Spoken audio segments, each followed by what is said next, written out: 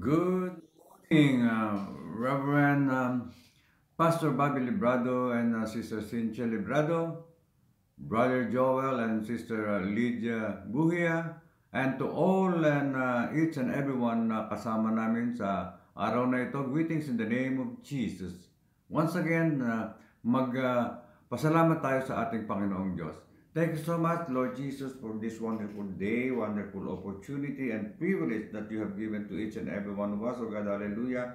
Tulungan mo po ang bawat isa sa amin na maunawaan ang iyong mga mensahe sa araw na ito. O God, hallelujah. Ito ay para sa kapakinabangan ng aming mga kaluluwa and to give glory to your most holy name, Jesus Christ of Nazareth. And lalong-lalo na tulungan mo ako, O God, hallelujah, na maihatid ko ang iyong mensahe ng buong linaw, O God, hallelujah. Send forth the Spirit of truth that each and every one of us, O God, hallelujah, may receive your message, your word, your truth, O God, hallelujah, upang kami ay turo din naman sa iba namin mga kapatiran at sa mga hindi pa namin kapanampalataya na makasama namin sila sa aming mga paglilingkod sa iyo.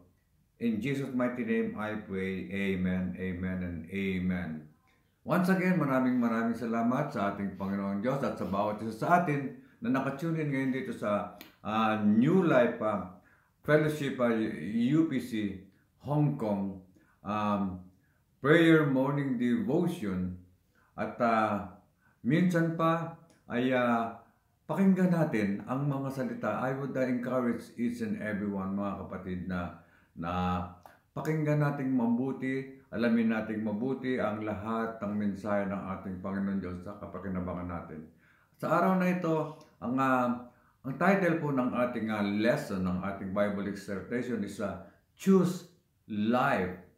Praise God! Simulan po natin ang ating pag-aaral sa pamamagitan ng pagbasa sa salita ng ating Panginoon Diyos na nakasulat sa Genesis 2 verse 9. And out of the ground made the Lord God to grow every tree that is pleasant to the sight and good for food. The tree of life also in the midst of the garden, and the tree of knowledge of good and evil. Praise God. My dear brothers and sisters, the account of creation is significant because it reveals God's plan for the human race.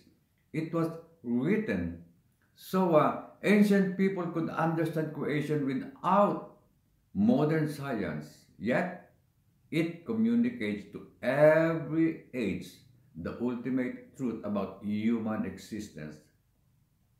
The description of the two trees is especially significant, revealing both ancient events and spiritual truths. God created the first humans and placed them in a garden. We all know this story, demonstrating his love and care. He planted the tree of life in the center of the garden, signifying his gift of life and fellowship with him as the source of life. This tree also pointed to eternal life if they would remain in fellowship with God and follow his plan. Praise the Lord. The tree of knowledge of good and evil was also in the garden. God told Adam and Eve that they could eat from every tree except this one. Praise God. This tree demonstrates that God gives humans the freedom to choose relationship with Him. God wants fellowship with us based on mutual love. Love must be given freely, or else it isn't true love. Coerced or programmed love isn't love. Hindi po ito ay pag-ibig kapag ito po ay pinipilit lamang. Love requires freedom of the will or choice. This second tree also reveals the sovereignty of God. Even in the state of innocence, Adam and Eve needed to acknowledge that God was the Lord. They need to submit their will to God's will. And even before sin entered the world, they had a rule to obey. Gayon din naman, even under grace, we still have commands to obey. Ito po sinasabi sa Matthew 28:20, teaching them to observe all things whatsoever I have commanded you. And lo, I am with you always, even unto the end of the world. Amen.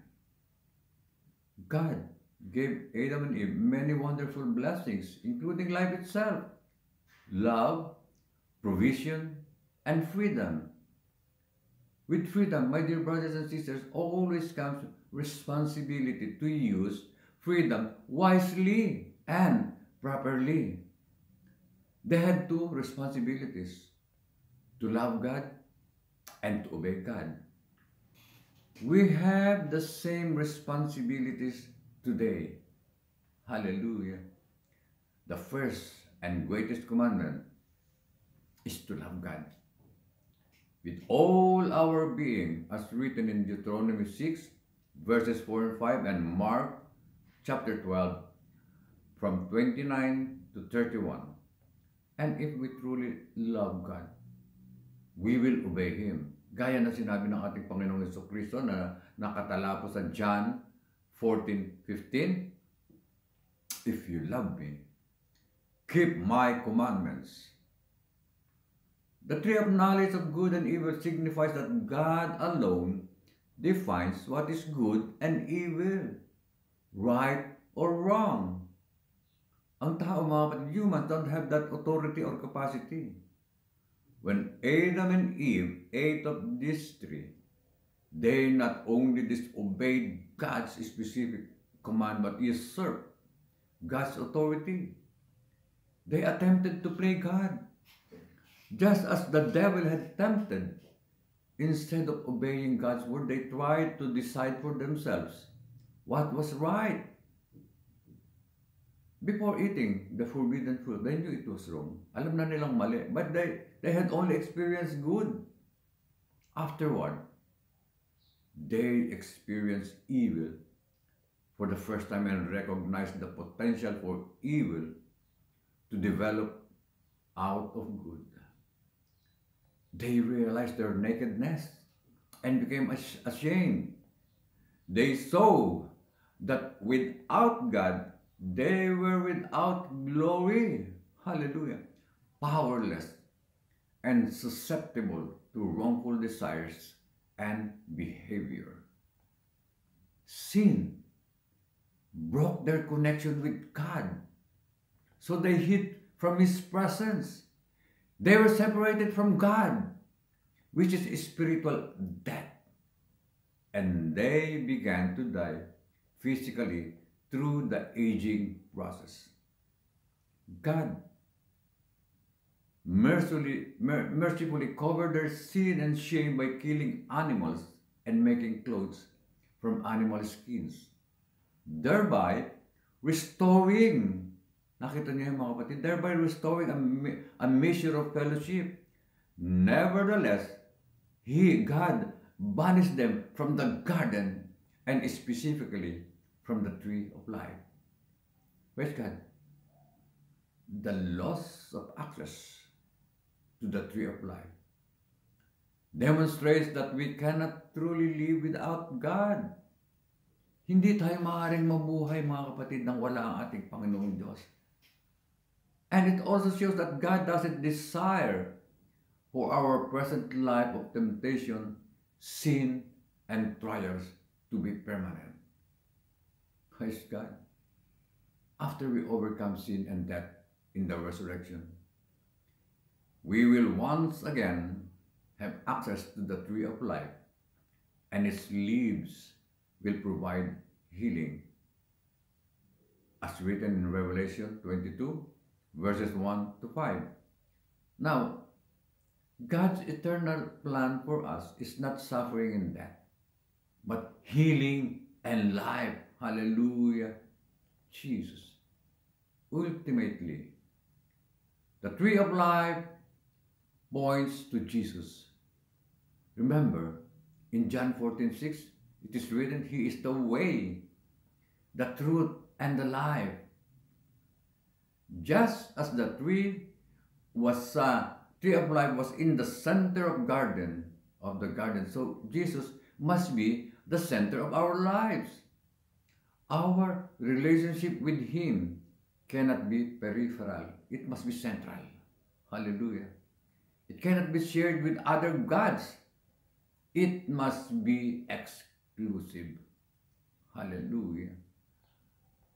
God enabled ancient Israel to choose between death and life. He appealed to them, as written in Deuteronomy 30, 15 to 20. Sabi nga sa Deuteronomy 13:19, I call heaven and earth to record this day against you, that I have set before you life and death, blessing and cursing. Therefore, choose life. Hallelujah. That both thou and thy seed may live. Praise God. Hindi lamang sila. Praise God. When Israel sinned, God offered repentance, forgiveness, and a new beginning. Ganyan din ang binibigay na pagkakataon sa atin ng ating Panginoong Diyos. Repent upang tayo patawarin sa ating mga kasalanan at magsimula tayong muli. Once again, He appealed for them to choose life. Gaya ng sinasabi na, for why should you should die? In Ezekiel 33, 10 to 16. And in 2 Peter 3:9, it is written, the Lord is not slack concerning His promise, as some men count slackness, but is long-suffering to usward, not willing that any should perish, but that all should come to repentance. Ayaw ng ating Panginoong Diyos na merong mawala sa atin. Ayaw ng Diyos na sino man sa atin ay makaranas ng spiritual death. Praise God. And because of this, my dear brothers and sisters, dahil sa pag-ibig ng ating Panginoong Diyos, dahil sa kanyang ninanais na fellowship with us, with humans, despite our sin, by grace, God enables us to make the same choice today between death and life. The pathway to life is to love God and serve Him. When we make this choice, we can enjoy abundant life now and for eternity. Hallelujah, Lord Jesus. Ito ay napakagandang alok, pagkakataon na binibigay sa atin ng ating Panginoon Diyos. Choose life. Hallelujah. Gusto nating magkaroon ng abundant life ngayon at magpakailanman. Choose life. Obey His commandments. Dito natin mapapatunayan na if we love God, if we love our Lord Jesus Christ, our great God and Savior, obey His commandments. Praise God. Ayaw niya. Kaya nga, again, yung sinasabi sa Deuteronomy 30, chapter 30, verse 19, I call heaven and earth to record this day against you, Israel, that I have set before you life and death, blessing and cursing. Pumili ka, ano ang gusto mo? Life and death? Life or death? Blessing or cursing? Kaya ang sabi niya, therefore, choose life, that both thou and thy seed may live. Both thou and thy seed, kasama na tayo sa thy seed na sinasabi rito. My dear brothers and sisters, hindi mahirap sundin ang binibigay na kondisyon ng ating Panginoon Diyos sa bawat isa sa atin. Choose life. Repent. Sabi nga sa Bible, repent and be baptized in the name of Jesus for the remission of sins, and you shall receive the gift of the Holy Ghost. Sa pamamagitan ng Holy Ghost, my dear brothers and sisters, we have chosen life. Tayo ay pinanganak na mag-uli, binigyan tayo ng pagkakataon. Ito ang napakatibay na katunayan ng pagsunod natin sa kalooban ng ating Panginoong Diyos. Ayaw niya na may mapahamak sa atin kahit isa. Subalit, kinakailangang mag-repent tayo. Magsisi tayo sa ating mga kasalanan. Praise God. At dun sa mga kasama natin sa gabing ito na nakakapanood ng ating prayer morning devotion, repent and be baptized in the name of Jesus, every one of you. Praise God. Ninanais ng bawat isa sa amin, lalong-lalo na ng ating Panginoon Diyos, na kayo ay tumanggap din ng buhay na walang hanggan. Na kayo ay magkaroon ng buhay na walang hanggan, na abundant. We will enjoy abundant life now and forever. Kaya naman mga kapatid, sundin lang natin ang mga sinasabi rito. Yung description ng 2 trees, sinabi ng huwag kainin, lahat makakain mo sa lahat ng puto, huwag lamang dyan sa isang puno na yan. The tree of good and evil, yan na sa ating pagkakataon. Sumunod tayo. Ano ang mabuti na dapat nating sundin? Na nasusulat sa banal na aklat. Whatever is written in the Bible is for the good of each and every one of us, if we obey them. Kung ito ay ating pag-aaralan at ito ay ating tatanggapin, nandyan lahat ang mga pangako ng ating Panginoong Diyos. Maraming salamat. Once again, let us pray. Thank you so much, Lord Jesus, for this wonderful opportunity and privilege that you have given to each and every one of us. Oh, hallelujah, Lord Jesus, sumasampalataya kami at ito'y aming sinusunod, oh God, hallelujah, na ang iyong salita ay siyang ilaw sa aming lalakaran, liwanag sa aming lalakaran, oh God, hallelujah, Lord Jesus, the light of my feet and the pathway, oh God, hallelujah, Lord Jesus, tulungan mo lamang kami sa pamamagitan ng iyong katotohanan ng iyong salita. Send forth the Spirit of truth to each and every one of us, sa aming mga puso at kaisipan, upang masunod namin at maunawaan namin ang iyong mga salita, ang iyong katotohanan. Continue to help us, O God, hallelujah, lalong-lalo na sa aming pag-join sa prayer morning devotion, O God, hallelujah, na kung saan nakakatanggap kami ng iyong mga salita at kami ay nadaragdagan at nagkakaroon at nadadagdagan ng pananampalataya. Ito ang kailangan ng bawat isa sa amin upang kami ay makasunod sa iyong mga kautusan. Maraming salamat. Lahat ng kapurihan, kaluwalhatian para sa iyo lamang, aming Panginoong Jesus, our great God and Savior. Amen, amen, and amen. Maraming salamat, Pastor Bobby, Sister Cynthia Librado, Brother Joel, Sister Lydia, at sa lahat ng ating nakakasama sa anumang panig ng mundo. Maraming salamat sa inyong pag-join at ito ay ma-emulate or magampanan natin ang mga salita ng ating Panginoon Diyos for the glory of God, your name, Jesus Christ of Nazareth. Once again, maraming salamat, Pastor Bobby, Sister Cynthia, Brother Joel, and Sister Lydia. Back to you. Amen.